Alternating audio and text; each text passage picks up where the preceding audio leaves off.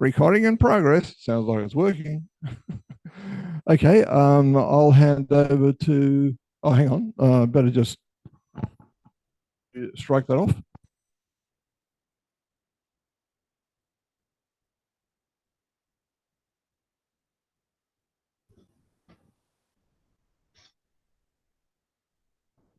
Okay, Richard, you're set to go.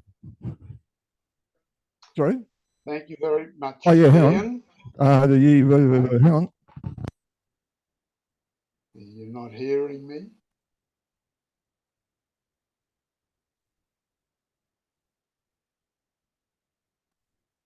How are we going? One Okay. moment, Richard.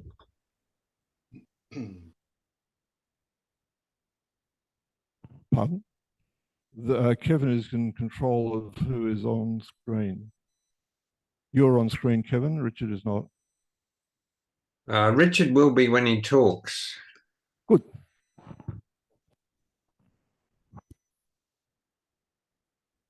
Richard, can you start? Are we set to go? Are we set to go? Yes, we are. Okay. Kevin, you're okay? Okay. Well, thanks very much for the invitation. It's a great pleasure to be able to talk and to see this great group of people gathered in the hall there. Even on this small picture, I can recognise some familiar faces, and it's lovely to see you all. I might begin a little bit laterally by saying that over the years, in dealing, which I have done reasonably often with various museums, archives, and so on, I've discovered one word that galvanises every curator, the word provenance. Put bluntly, good provenance, they're interested. Bad provenance, or worse, no provenance, no interest whatsoever. Now, in a small way, each of us is who collects anyway, is running our own small museum. And it's my belief, has been for years, that we should be paying much more attention to provenance, even if it's only for the most venal of reasons, which is dollar value. Increasingly, it is the provenance which is going to lend and retain the value to your collection. And a part of that provenance comes with history. The particular history of a given artefact, as well as the general history of its period and the culture that surrounds it. And there's no period more fascinating to the radio buff than the beginnings of radio broadcast.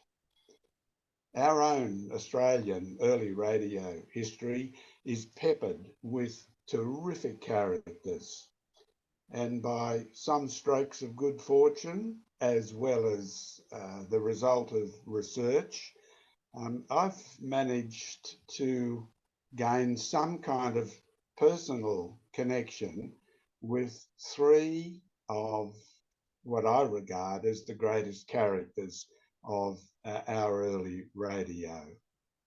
As you'll see with each of them, I've tried to latch onto anything that brings history to life. Now let me see if I can work this magic machine to produce a picture for you. Here we go.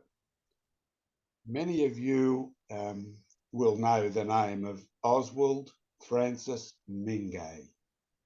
Here he is in prosperous later life, sporting the obligatory pipe, you notice down here, of the 1940s and 50s.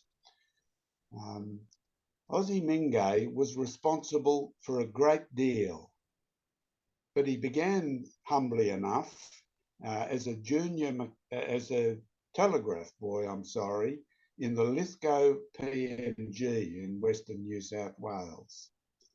And by 1914, he'd become a junior mechanic in their education department. And then war broke out.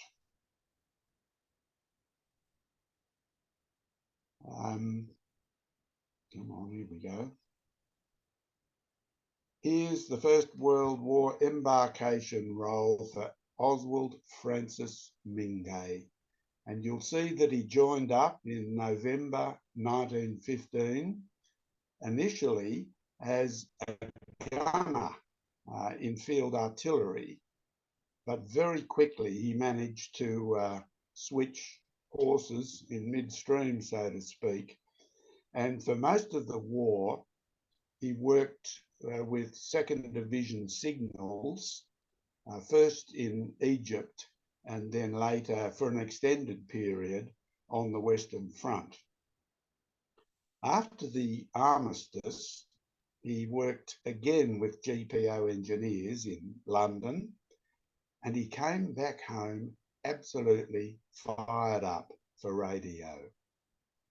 He was a very active man, and soon he was wireless columnist for the Daily Telegraph. As Lieutenant Mingay in the CMF, he was secretary of the Military Wireless Association, and all the while he had a full-time job with Cecil Bergen at Bergen Electric. But Os Mingay, particularly in his early career, didn't seem to stay in one place very long. And during this period in the early 20s, he watched as Ernest Fisk manoeuvred, first of all privately with William Morris Hughes, Billy Hughes, and then with the wider federal government for an AWA broadcasting monopoly, and in some areas a monopoly in manufacturing as well. At a crucial moment in these negotiations, Ozzy Mingay announced via his Daily Telegraph column that a full program of experimental broadcast would be conducted from his Turramurra home in March 1923. Now, Fisk saw this as the opportunity to express his desire and to exercise his power. And the AWA lawyers brought down a sledgehammer response on this modest initiative of Ozzy Mingay. Unfortunately for Fisk, this response forced Fisk to show his hand, and he had to reveal really what his intentions and AWA's hopes were. And the ferment of debate that followed that climaxed in this broadcasting conference, which we've got pictured on the screen here at the moment. And it was at this conference that AWA's overreach would become apparent, and it would actually set the scene for a great deal of what was to follow. I love this picture. It's an old picture on newsprint, of course, but I love it because it is so symbolic of what was going on with, you can see the diminutive figure of Os Mingay here at one end of the front table, and way at the other end of the front table, although you will barely see his face, I will bring it up a bit, is the never photogenic Ernest Fisk. And the fact of them sitting at extreme opposite ends of this table gives some sort of representation of the part that Mingay played in those early debates. Now, by 1925, Mingay had first of all left Bergen, then joined Harrington's, then left Harrington's, and this picture comes in a 1925 Wireless Weekly article announcing that he has formed Mingay's Wireless Manufacturing Limited. Now, like so many of these early manufacturing efforts, it foundered fairly quickly, though it wasn't through a lack of extravagant publicity. This is classic Mingay, indeed a revelation in radio. And you'll notice that his Super 5 was different from every other Super 5 on the market. The Mingay unique Super 5. In fact, as we shall see, there was nothing very unique about it at all. It was a standard TRF. Its only unique feature being this hulking great battery box, which enabled Oz Mingay to advertise the set as portable. I wouldn't have wanted to be the porter. I don't know about you. Mingay's Wireless Manufacturing Limited failed soon after. Unfortunately, we don't have time to follow Ozzy's very colourful career through this period. Suffice it to say that through a complex series of initiatives and buyouts, he became the country's premier publisher of trade magazines and information. This would preoccupy him for the rest of his working life. Here he is, very cheerfully at his office in later years. This working life culminated in the formation of an organisation with about 40 staff. Its umbrella company, known as Australian Radio Publications Limited, became the centre and the focus of radio trade publishing in this country. John Stokes, in one of his books, which you'll be familiar with, made the comment that present-day vintage radio enthusiasts owe a lot to Mr. Mingay for recording almost every facet of Australia's radio history in his encyclopedic series of the Radio Trade Annual of Australia. Ray Kelly wrote, we had an interesting exchange in the 90s about Mingay, and he wrote to me sometime in the mid-90s, more than anybody else, he recorded Australian radio manufacturing history. I'm sure this was not done with us in mind, but it does not lessen the debt we owe him.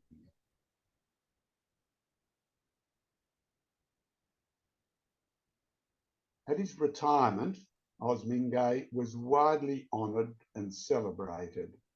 And we can see in this old picture again, he's being honoured and congratulated by Sir Lionel Hook, the chair of AWA, and being presented also with a lovely painting. So he was widely known, widely respected, and often amused many in the industry. Now, I also had an interest in Oz Mingay because in the 1960s, through an unexpected set of circumstances, I came to know the retired Oz Mingay and his lovely wife, Winifred, very well. And I have a photo to prove it. Here we are He's obvious, so is she. And this bloke here with the hair, you may not recognise, but I promise you it is me. We're celebrating Aussie's 73rd birthday at the then newly opened Summit restaurant in the heart of Sydney. It was brand new. It was a big adventure for us all, really, to go up to the top of that Australia Square building and have lunch in that restaurant. I've got many memories of them both. They were a really interesting couple. They played Scrabble together every night. It was a fierce contest. She was probably slightly better than he was, but he was always determined to win. He talked often about his philosophies of business and so on to me, and he explained, I can remember in one extended conversation, how in his company, Mingay's Electrical Enterprises, he gave every new employee a bundle of shares in the company. That was one of the perks of joining the company. Then he had a sort of informal board, I suppose you'd call it, of 5. Himself, 2 from middle management, and 2 from the floor. They would meet every Monday morning. Each had an equal vote, and all major decisions in the company were made at that meeting. And he said to me, having explained all this, and you know what? We didn't have a day's industrial strife in 40 years, which is believable given those circumstances. And all of this, I think, before the phrase industrial democracy had even been invented. What a character was Oz Mingay. My second choice was also a keystone figure in those formative days of early radio. Now, let me say a little bit about Charles Dancy MacLurcan. He was a remarkable fellow with a remarkable mother. Hannah MacLurcan, as she became, was born to the owners of a gold rush pub in Western New South Wales. By her teenage years, they'd moved to Queensland, and she was the effective manager of their big hotel in Toowoomba. By the age of mid-30s at least, let's say, Hannah had married. She'd had a couple of children. She'd written what became a world-famous cookery book. She'd become widowed, and she had become the sole owner of Queen's Hotel in Townsville. And now she remarried Master Mariner S.D. MacLurcan. I wonder how daunted Mr. MacLurcan was by his overachieving wife, because it wasn't long before she had another brainwave and they moved to Sydney so she could take up a lease on the rundown Wentworth Family Hotel near the Rocks in Sydney's CBD. Whether this was all too much for Mr. MacLurcan Sr., history doesn't record, but alas, he too died in 1903. Undaunted, Hannah set about refurbishing the Wentworth, and slowly she turned a 19th century boarding house into the benchmark hotel for Sydney. It was a magnet for the social set of Sydney right throughout the late teens, the 20s to 30s. Back to Charles. His interest in radio, I can tell you a little bit about his early interest, but it was the roof of the Wentworth Hotel that inspired him to put up a big antenna and a radio shack and begin transmission there. His early experiments, I've got the quote here somewhere, from an interview in a 1922 Wireless Weekly. He said, "My wireless experiments date back to 1908 or 09. There were very few experimenters in those days. I might never have taken it up. Only Jack Pike and I were both keen on the same girl, and he seemed to be getting more of her attention than I thought warranted. I therefore decided to set about making noises like a spark gap to sidetrack her. I didn't succeed, but anyway, she married someone else, so it turned out all right." He went on his rooftop studio to rebuild it after a fire destroyed it and much else on the top floor of the Wentworth in 1911. Another 2 stories were added by the enterprising Hannah, and so Charles could now say the aerial once more became a familiar landmark in Sydney as an umbrella type. It was then 49 feet higher up in the world. The set consisted of a Clap-Easton half-kilowatt high-tone transmitter, plus what was, I think, the first valve receiver used in Australia. It used one of the original DeForest Audions, pear-shaped with a tiny flat plate and grid. It blue-glowed on the slightest provocation, but nevertheless was a great improvement on the crystal. There's no time for discussing the rather interesting wartime role that Charles MacLurcan played, but we must move on quickly to the early 20s, when he first really became a household name as radio telephony began to take hold. MacLurcan seems never to have been short of money, and his equipment was always the best.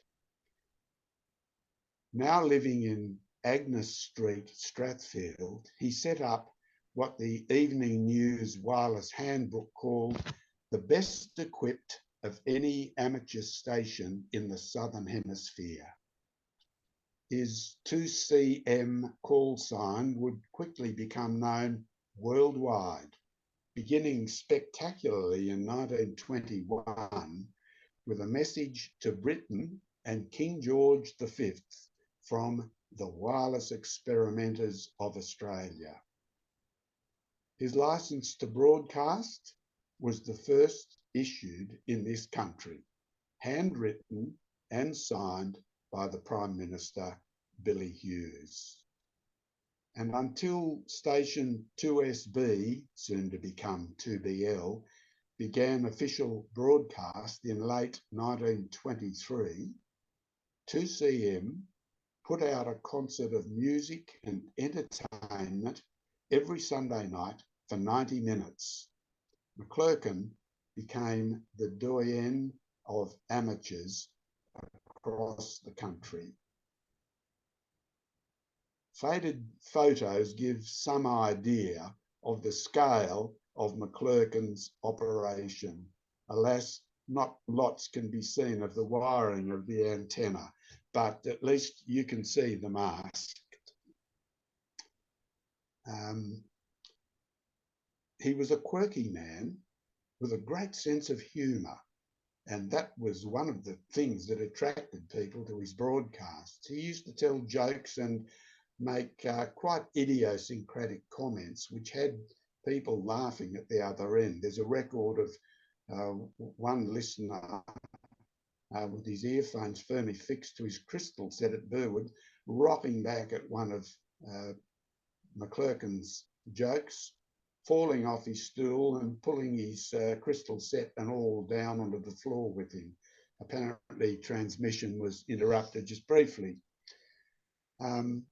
But as far as this antenna and so on was concerned, as a joke one night, he inserted a copper toilet cistern ball between the lead-in and the horizontal wires of his antenna.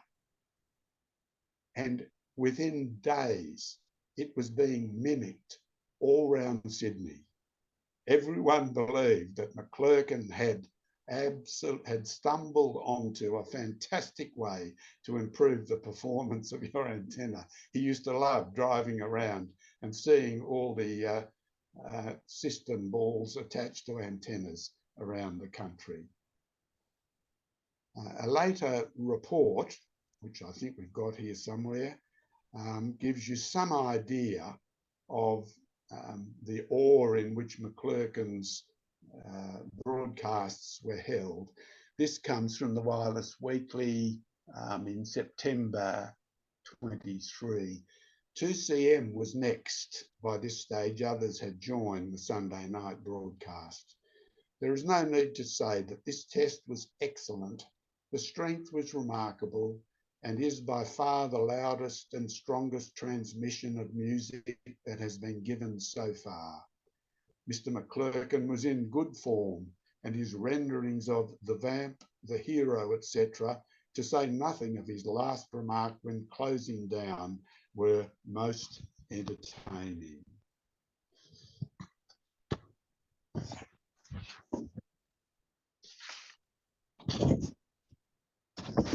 One of his Sunday night broadcasts featured the lead in a musical comedy that was then playing in Sydney. In February 23, Josie Melville, not a very flattering photograph, was claimed to be the first artist to broadcast live in Australia. And when MacLurcan asked anyone who'd enjoyed the performance to write, the Agnes Street letterbox was jammed with 2,000 letters in that week. Now, that's something which Patricia Carvelis on Radio National this in mornings would give her eye teeth to receive in a month. It gives some feeling of the keenness with which these early broadcasts were attended to and responded to. He lent his name, MacLurcan, to all sorts of commercial enterprises. Here's a radio put out by Colville Moore, which they called the Chas MacLurcan receiver. And perhaps unlike Aussie Mingay's, it really did have some rather good features. I'd be very interested, in an aside, if anyone has ever seen an example of this receiver. I haven't, and I've never heard tell of one, but I'd be interested to hear if anyone has heard of that. It was ultimately, however, his work as an amateur, improving and extending performance, that was MacLurcan's real interest, had been from the start, and really remained so towards the latter part of his radio career. This is a little extract from an April 1924 edition of the big American magazine Popular Broadcast, and it reports a record for distance with low power. His 1923 tests with the Kiwi Frank Bell to establish a record for long distance transmission at extraordinarily low levels of power, obviously made world news. According to an announcement by the American Radio Relay League, Mr. C.D. MacLurcan of Sydney, do you like the spelling of Sydney, Australia, has succeeded in transmitting signals to New Zealand a distance of 1,400 miles with an antenna input of only 0.004 watts, which is far less than the power produced by a burning match. Now, MacLurcan was intrigued by the possibilities of the short wave band, let's say below 200 or 300 metres. And in early 1924, he embarked on the steamship Tahiti for a trip to San Francisco. The attraction being he was able to put up a radio shack and antenna on deck, and with the temporary call sign 2CDM, he again began to establish extraordinary records for transmission and reception. And this carefully kept log, still in the family, records every day and every contact of that extraordinary trip. It's impossible to exaggerate, really, MacLurcan's influence on the radio community in the 1920s, right through. In long articles, in club reports, in ads, in letters, in testimonials, in interviews, and especially in technical reports. He's absolutely everywhere across the main journals of the 1920s. And you can barely open one without coming across his name. He was a towering figure in the day. And it was fitting, of course, that later in life, this is in 1943, he was made an honorary life member of the Institute of Radio Engineers. More fitting still than that, on his rather premature death in 1957, was the decision by the federal administration to set aside his call sign marked never to be reissued. And that was a lovely tribute, I thought, to MacLurcan. I'm going to stop the sharing just there, Kevin, and come back to the screen for a minute. While I share with you the spin out for me when in, I think about 2010, at one of our radio fests here in Canberra, an unassuming man approached me with a box of radio bits under his arm, extended his hand and said, "How do you do? I'm Charles MacLurcan." I was a little bit taken aback, and I said, I hope you don't mind me saying this, but you're supposed to be dead. And he smiled and said, "Oh, you're thinking of my grandfather, Charles MacLurcan." He said, "These are some bits that were left over after he died, which I've gathered together, and I wondered if you'd be interested in them." Would I what? The radio fest stopped at that point for me, and I spent a wonderful 10 or 15 minutes with Charles MacLurcan III, and there may be a little bit more to tell of that a little bit later. Now, my third figure of the period is, I think, in many ways, the most remarkable figure of this period of radio in Australia. No, I'm not talking about Sir Ernest Fisk.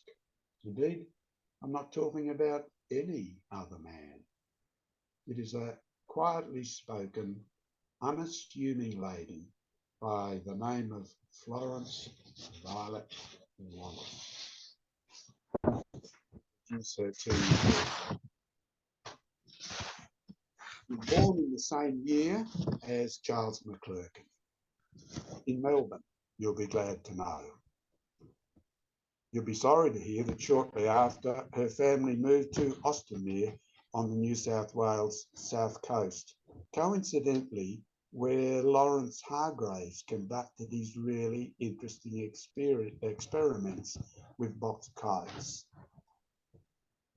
Whether that affected her, I don't know.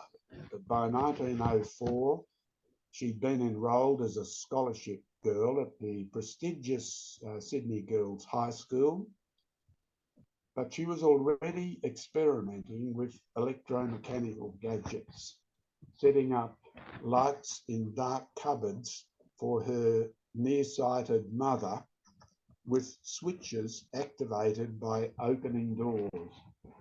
In an interview decades later, she said, "I decided then I'd become an electrical engineer." After uni and a teaching stint, she applied to the relevant all-male electrical engineering department at Sydney Tech College. A principal, very perplexed by being confronted by a female applicant, thought he could head all this off by telling her that she had to be an electrical contractor before she could enroll.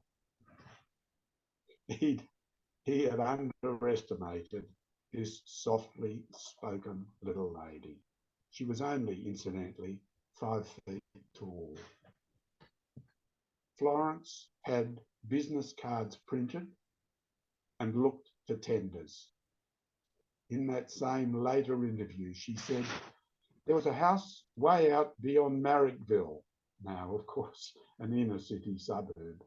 "There was a house way out beyond Marrickville asking for prices to install light and power. No one else was silly enough to go way out there, and that was my first job." Needless to say, she did the job, went back to tech with the invoices and receipts from that job, qualified, and became Australia's first female electrical engineer. Now, already, even at this stage, she was interested in wireless. And by 1921, we find her electrical business, which was in Sydney's Royal Arcade, and we find it stocked with more radio bits and pieces than electrical cables and electrical fittings. Now, we're going to find a... Yes, here we go. Her picture first emerges here on the cover of a very early edition of Wireless Weekly, September 1922.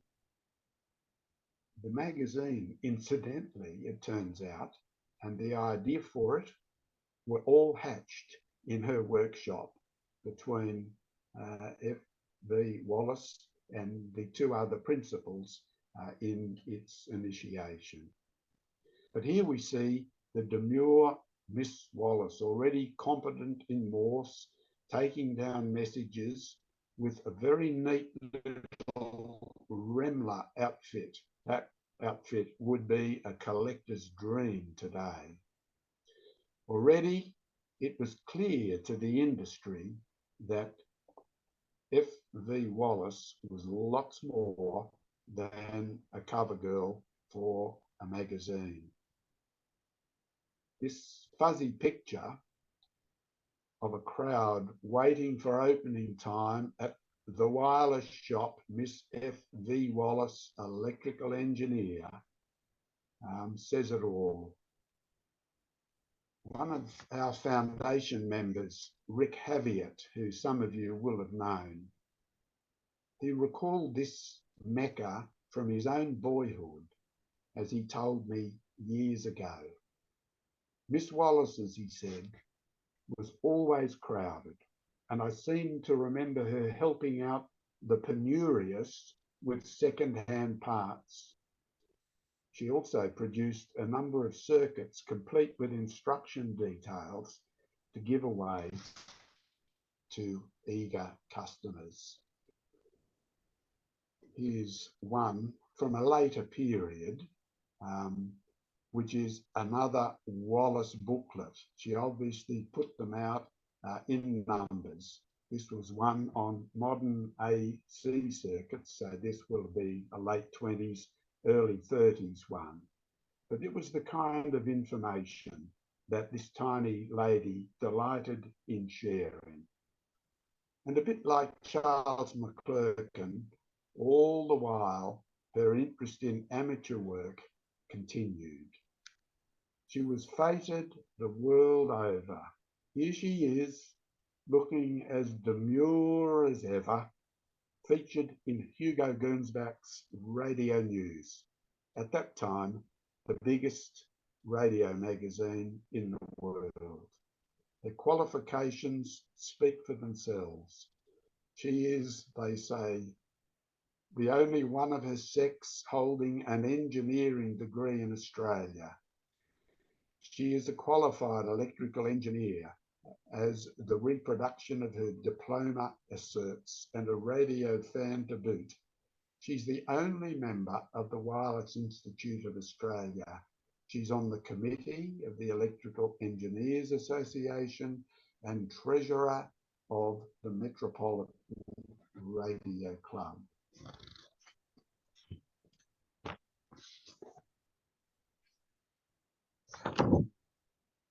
One day in 1923, another young engineer came into the store with a very sad tale. Wallace had imported a rather rare and very expensive valve, I never found out what it was, for this gentleman from America, which he'd taken home, put on the table. It had rolled off immediately and shattered. Again, remembering this incident, she said later, "He looked so miserable that I burst into tears. He told me later that he wanted to marry me, and a year later he did." And thus she became Mrs. F.V.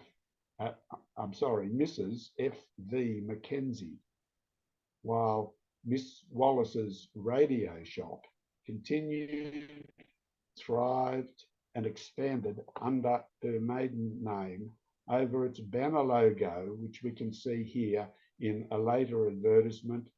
The wireless shop, the oldest radio firm in town. The oldest radio firm in town was her signal advertising jingle. Meanwhile, determined to bring other women into the esoteric world of the electron, in 1934, she founded the Electrical Association for Women, a society with regular meetings, its own logo and literature, and devoted to introducing women to the world of radio and wider matters electrical. The association finally settled on premises in Clarence Street, where she held lectures and demonstrations. By 1936, this had so consumed her that she sold the oldest radio firm in town to Radio House in Sydney, and now the women's work could begin in earnest.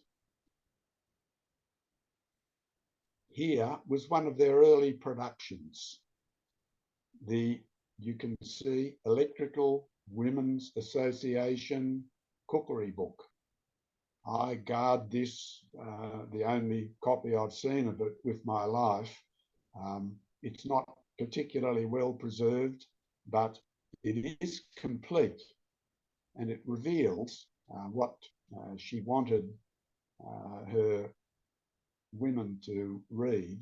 It was a cookery book and electrical guide, and it introduces women to basic concepts of electricity, as well as advertising an electric kitchen, which means freedom.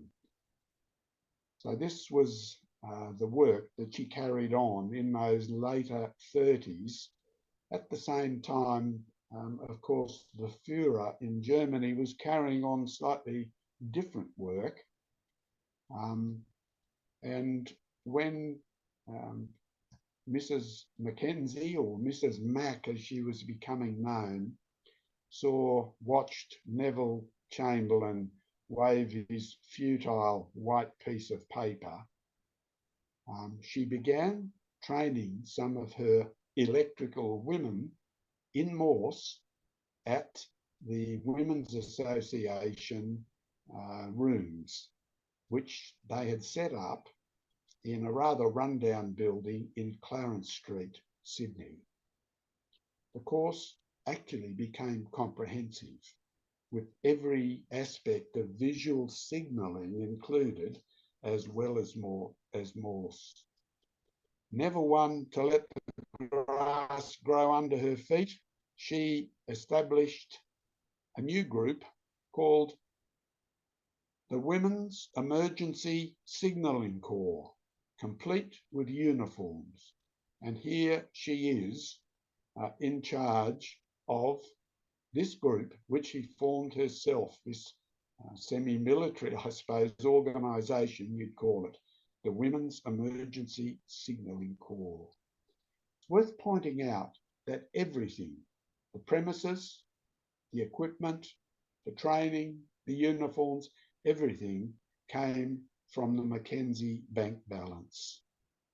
She understood its value as war work, providing operators, female operators, to relieve hundreds of PMG male post office telegraph operators for service overseas. But she also saw, and this is what makes her in many ways a woman before her time, she also saw how it would introduce a new generation of women to other career possibilities. And this generation, of course, knew her simply as Mrs. Mac. And now for her next challenge. Mrs. Mac set out to convince the top naval brass of the need for a woman's Royal Australian Naval Service. Early in the war, she had several meetings with a very sceptical senior military group. It is a long story with many twists and turns, but the Rands owed their existence to her persistence. Now, meanwhile, back at Clarence Street, her unorthodox teaching methods were producing fantastic results. Her girls, as she called them, often outperformed seasoned male operators, and soon the inevitable happened. A young would-be airman was knocked back to service because of his poor Morse skills, and he arrived at 10 Clarence Street and rather sheepishly in this all-female domain asked for help. In very short order, the place became packed with airmen first, then with men from all the services, and ultimately men from naval services around the world who were docked in Sydney, and most importantly, thousands of US servicemen who passed through Sydney learned their Morse at number 10 Clarence Street. It is a wonderful picture and I hope I've got the right one here. There we go. To see these smartly dressed American servicemen marching into the Women's Emergency Signal Corps upstairs at number 10. Once again, all of this she financed from her own purse, would never accept payment. And by war's end, 3,000 women and 10,000 servicemen had been trained by her very effective method. And so it continued. Once again, in the later interview, she remembered, I trained nearly all the Qantas pilots for 10 years after the war. Little wonder she was honoured with an OBE. And finally, once again, a personal touch. I mentioned Rick Haviett's connection with Miss Wallace's store in the 1920s. Rick lived until he died in Hunters Hill, a Sydney suburb adjacent to the suburb of Greenwich Hill, where Mrs. Mac lived for her entire married life. After she died in 1982, an alert friend of Rick Haviett's, who also lived nearby, noticed a pile of stuff left out on the footpath for the council to pick up outside Mrs. Mac's home. And this enterprising soul rescued, I'm sorry, I'm not seeing pictures here, but I will find it. I think we have the one here.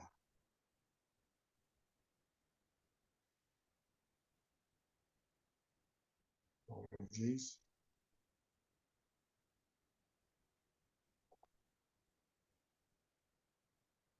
It says, open up with zip extractor. Can anyone help me with that? I am at a loss here.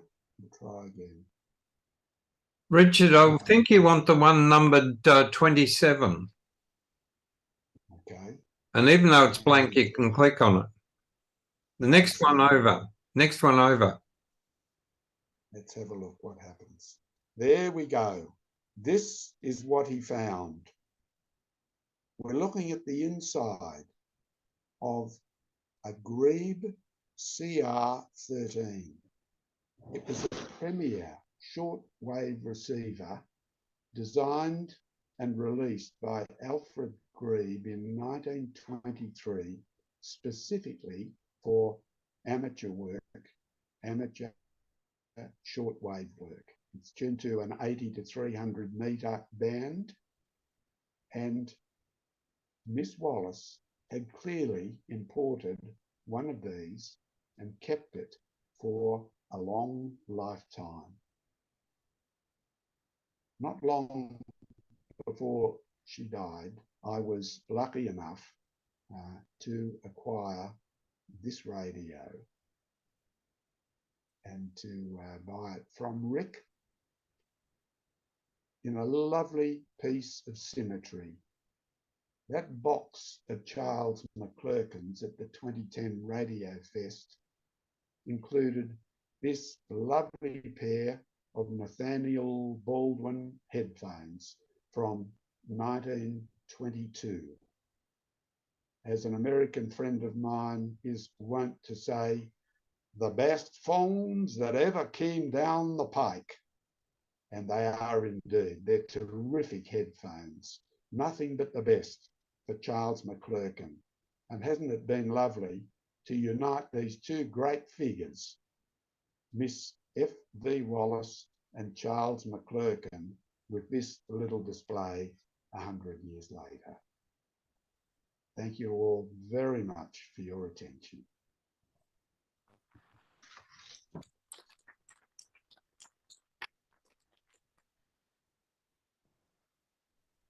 Well, thank you, Richard. That was I'm almost speechless. It's unusual for me. I'd just like to pay tribute to the people you spoke about, but also to the thoroughness and depth of your research. I wasn't expecting to find out that much about the spectacular early history of Australian radio. And I really, really do thank you. And I think everybody else does. Did we like that?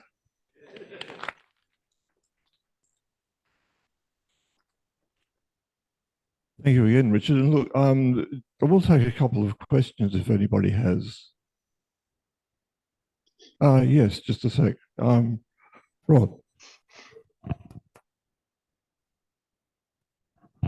I'm just wondering if this will be on YouTube. I'd like to see it again sometime. I know it's been recorded. Yes, we'll organise and we'll put a link on our website. Anyone else? Rod. With respect to Mr. Mingay, I don't suppose you'd have copies of his publications that he put out in the 60s for radio shops and so forth, would you? I have very little actually of Oz Mingay's. I have none of the radio trade annuals. I auction them regularly at auctions here and further afield. They always make very good money. They're obviously highly sought after, but I've got a bundle of letters from Mrs. Mingay if you want to see those, but they don't tell us much about radio. And the only thing I have is there's a little book, I think, which many of you will have seen, which is a very handy little book of tips. I think it's just titled something like Mingay's Wireless Topics, or a title something like that. But unfortunately, apart from that, I have nothing but memories, and I wish I had memories of having quizzed Ozzy in detail about his 1920s experiences. Provenance once again. Thank you. Anyone else? Okay, all right. I say what? Yes. I'd just like to mention also, someone was asking about the talk being repeated. That's fine. But if you are interested in any of these figures, there are extended accounts which I did, I don't know, probably 10 years ago, maybe 15 years ago. I can look them up and give people, you know, days and dates in radio waves, but there are much fuller accounts of each of their stories in early editions of Radio Waves, and you can pick those up fairly easily.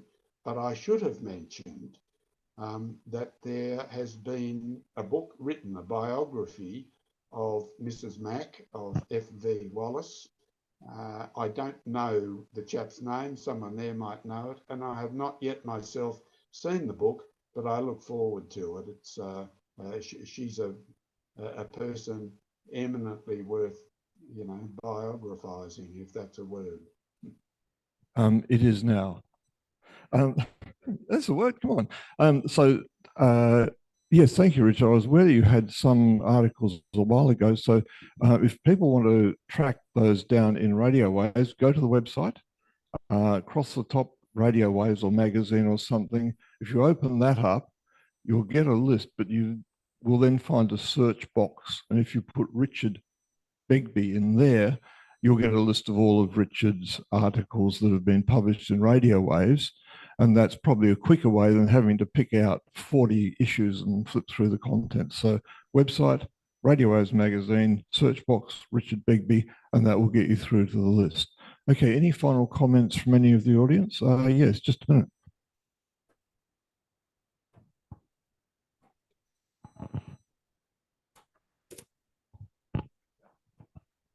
Well done, Richard. Thank you. My name's Michael.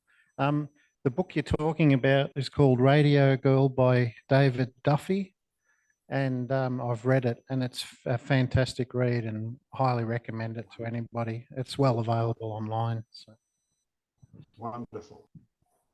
Thanks, Michael. That's terrific. And I look forward to reading it myself.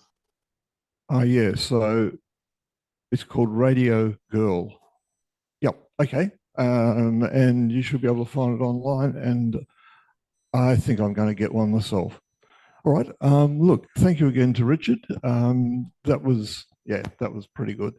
And also thank you to Kevin for the hosting. I reckon it's time for afternoon tea, and we'll have afternoon tea and then we'll have the mini auction. Thank you again, Richard and Kevin.